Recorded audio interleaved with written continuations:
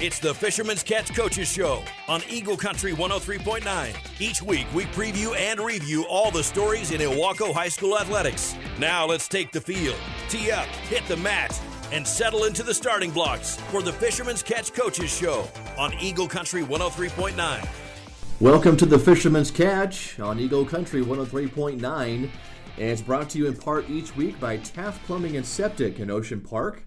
I'm Shaun O'Connor, talking to Coach Kevin McNulty. He's the Ilwaco High School Athletic Director, and we're talking about all things Fisherman's Spring Sports. They have not been able to get a whole lot of spring sports going so far as the season began a few weeks ago, but Mother Nature has kind of changed plans several times so far for all the teams. We've got a little bit of baseball and softball to talk about, and we'll also get into the golf and track and field teams.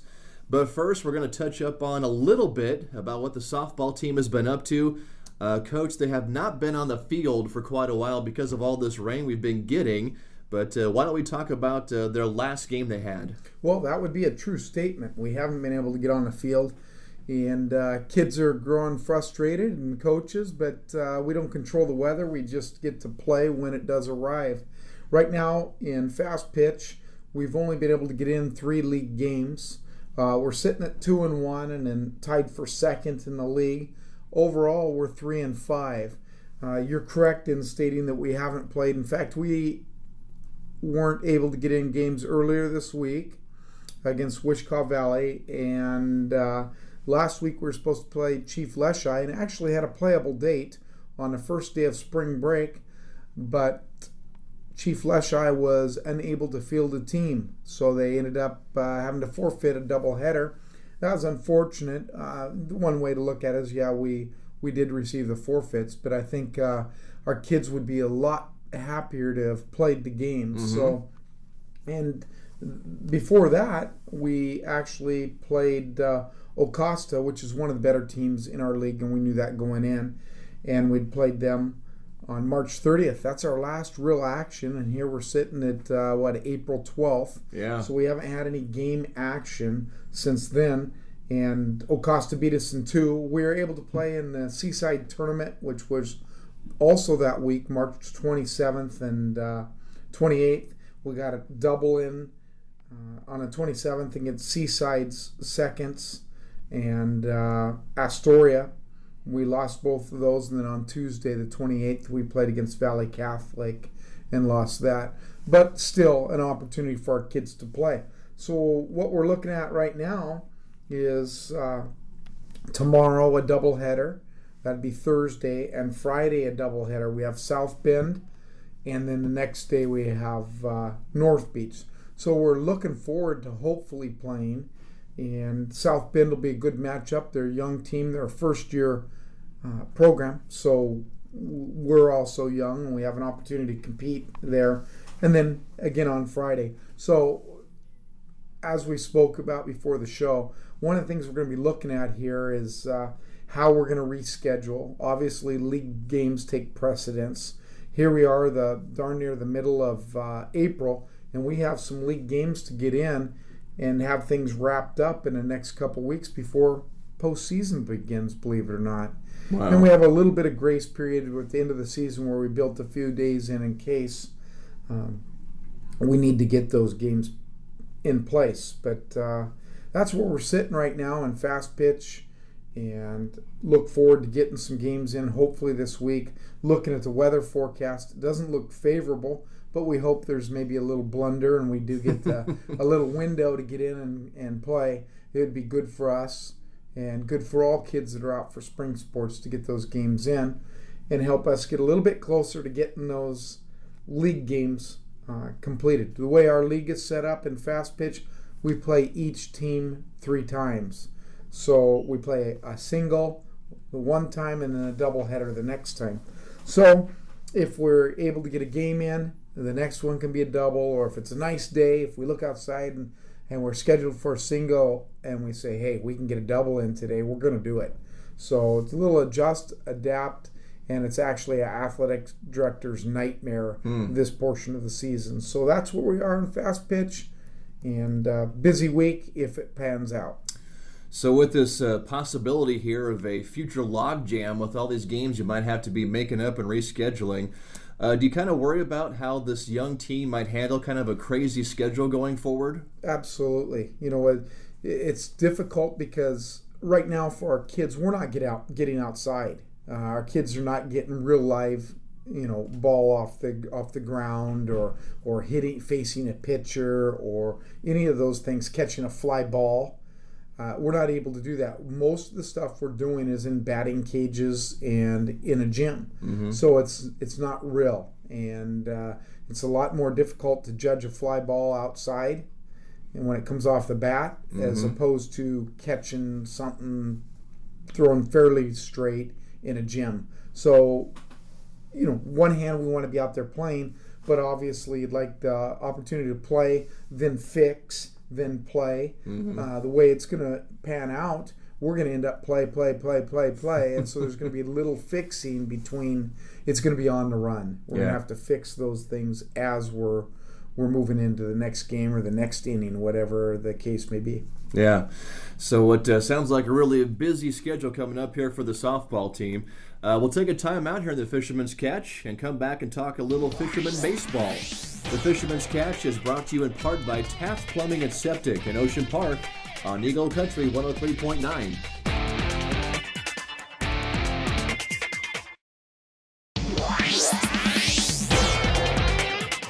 And welcome back to the Fisherman's Catch, brought to you in part each week by Taft Plumbing and Septic in Ocean Park. Talking to Kevin McNulty, the Ilwaco High School Athletic Director, on the Fisherman's Spring sports schedule. And even though the weather has slowed down a lot of their teams so far this spring season, the baseball team has been able to get in a few games here recently.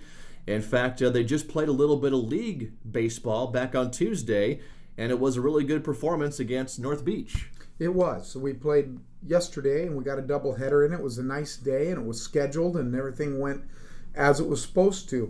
Our baseball is sitting tied for first place right now in the league with a 5-1 record, 6-1 overall, and we're tied with Ocosta, which we had split with them.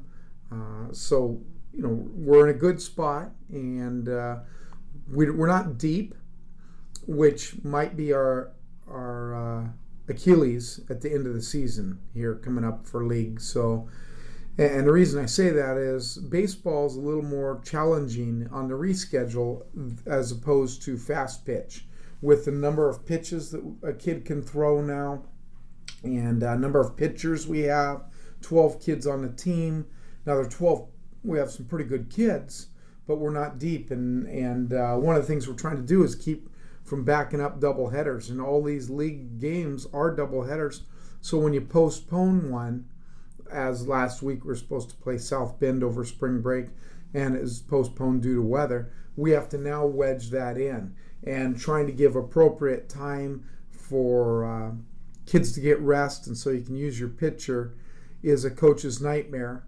And we'll see how things end up going here in the last few weeks. But over spring break, like fast pitch, we did have a game scheduled the first day of spring break against Chief Leshai, and I'd mentioned earlier that their girls team wasn't able to field the numbers to come down. Baseball, the same thing happened, so we ended up getting a couple forfeits due to that. We were able on the fly to get a game with Warrenton during spring break. Just happened to be a decent day, and the coaches kind of had spoke to each other and said, looks like it's going to be okay tomorrow. Can we play? And we got it set up, and we did play. And we played over at Warrenton on the 4th of April, and Ilwaco ended up winning the game 12-7. It ended up being a shortened game due to weather. Imagine that. But we had some kids that did real well, and real happy. Trenton Cox hit a home run and a double. Zach Tapio, Brandon McMullen, Chris Wood all singled. So we had a good outing, and it was just fun for our kids to get the opportunity to play. Now, last night we played against North Beach, up at North Beach, and we were able to get away with 2 wins there. Good opening game, 11-1. Zach Tapio led the way pitching. just a good all-around game. The second game, Brandon McMullen pitched and did a nice job pitching as well. We won 7-3. Our bats weren't as lively, but nonetheless, we walk out of there. It's always nice to go away and come home with a couple wins. Mm-hmm. And then what we're looking at today, we were supposed to play Winlock. It was postponed due to weather, and when we postpone non-league games, as mentioned, I don't know that we'll reschedule. We'll take a look at it and see, but obviously league games take precedence. We're scheduled again next Tuesday in a doubleheader, and that'll be away at Northwest Christian. We should be able to get that in unless we really get a rainstorm. They have a pretty good facility, and they're sitting at third in the league. They've actually played more games. They've played 8 league games. And some of that's due to their facility and where they play. Mm-hmm. So those will be big games for us. Right now we have some interesting things on the boys' side. For example, Chief Leschi is sitting with a 4-6 league record. But if you really delve into that, they received 2 forfeits from North Beach because, again, we had to schedule over spring break. And North Beach wasn't able to field a team. So they had to forfeit twice. Life Christian played against Chief Leschi and beat him rather handily, but played an ineligible player. They had to forfeit 2 games. So, and then Chief Leschi had to forfeit to us because they couldn't field the team. So they had 6 games on their schedule that were actually they weren't played. Unofficial. Oh, yeah, they're 4. So what that did is put Chief Leschi in the middle of the pack, and they might not be that good of a team had they not received 4 forfeits. And Life Christian, who is sitting at 2-4 right now, usually is a pretty solid program. They lost 2 of those by forfeit for playing an ineligible player, and then they lost 2 last night to Acosta by 1 run each game. So they'll be a solid one. And again, we have those teams to play yet. We play Northwest Christian, Life Christian in a doubleheader, and we have to reschedule South Bend, also a doubleheader coming up. And then towards the end of the season, we'll also play Warrenton in another game, and that'll be our home game. That'll wrap up the league and the non-league with Warrenton, and then we have Winlock, of course, the game that was canceled that we may schedule in the future. We'll just have to see. Right. Hoping for a run of sun, but I wouldn't hold my hopes out. Yeah, the way the weather's been going so far, you just have no idea what you're going to get. We'll take another time out here in the Fisherman's Catch, and when we come back, we still have a little bit of golf and track and field to cover. This is the Fisherman's Catch, brought to you in part by Taft Plumbing and Septic in Ocean Park.